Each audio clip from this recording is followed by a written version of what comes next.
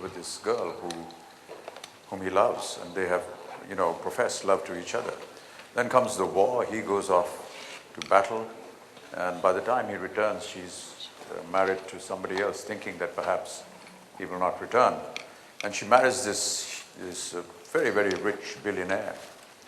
And his entire thought process, or his entire belief in life, is to, create enough wealth to be able to win her back. And I think that his entire intention throughout his journey of life was how to be able to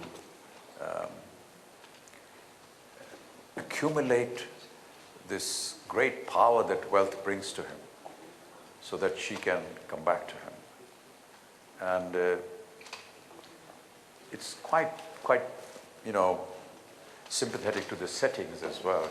She lives across the bay in a huge mansion, and he builds his own mansion just across the bay. And he keeps watching that green light that flashes every now and then from the key that is outside her house, and spends a lot of time on that key himself, hoping that one day she will notice him and they will meet. And when they do, and when he professes the reasons for why he became what he became, it all ends in tragedy. But really, it's quite sad that even after his end, when he dies, there really is no one that comes to his funeral, including Wolfsheim, whom he considered to be his, almost like a father figure.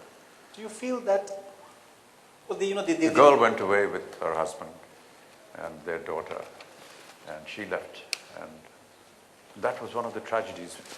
The whole story is, as you know, narrated through Nick Carraway, who's actually Daisy's cousin. Daisy is the name of the girl who he was in love with. And his protege in some senses. And he was instrumental in bringing them back together, because he had this little cottage just beside Gatsby's mansion, and he would see these extravagant parties, and many a times the guests were asked, why are you here? And they say, we're here for Gatsby's party, but they'd never met Gatsby.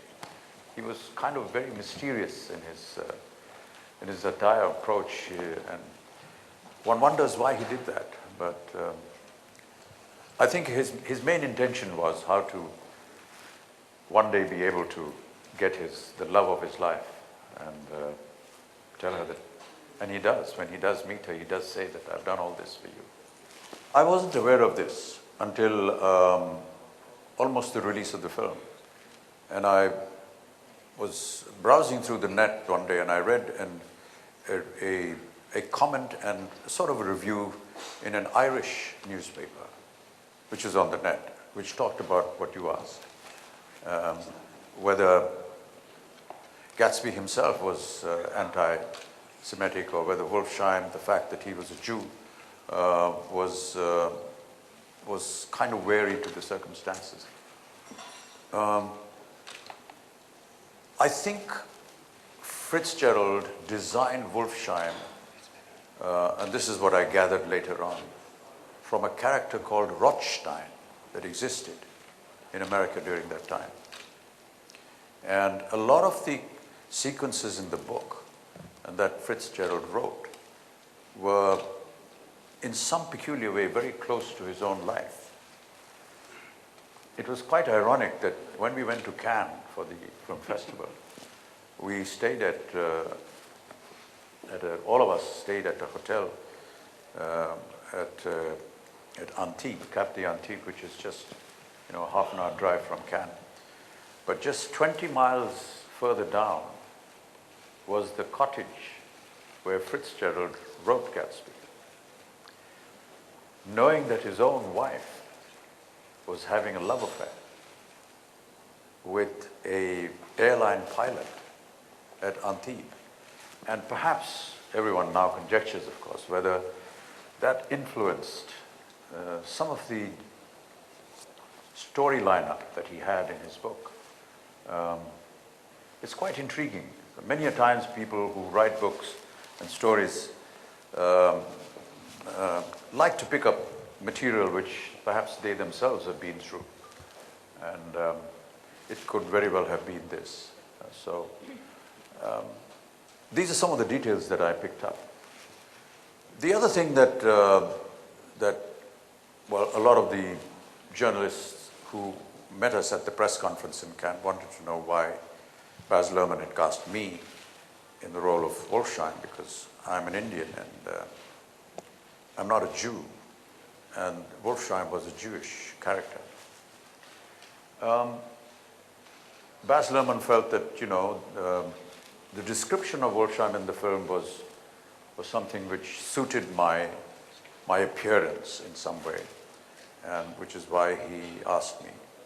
But I just feel that in cinema we must look above all this. When we go to see a film, we never want to know whether the person sitting next to me, what caste, color, or creed, or religion he belongs to. But we see the same film, we laugh at the same jokes, we cry at the same emotion, we sing the same songs. Within this darkened hall, I doubt if there are very many institutions left that can talk about true integration.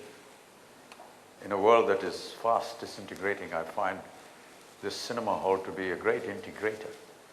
So it really doesn't matter whether an Indian plays a Jewish character or a Jewish character plays an Indian. Perhaps for the first time, I think an Indian actor has not played an Indian role in an American film. And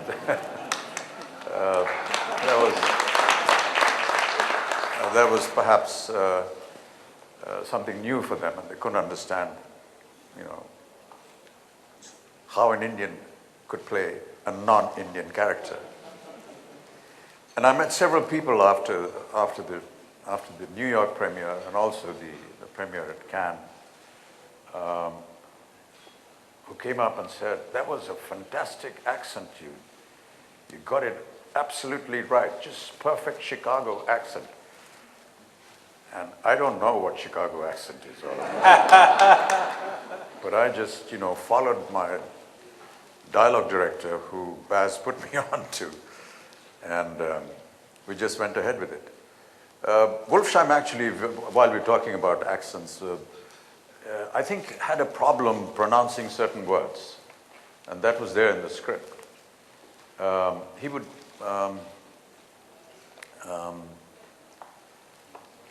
instead of saying Oxford, he would say Oxford with a G. And there were a couple of other words where he would get stuck in, like say connection.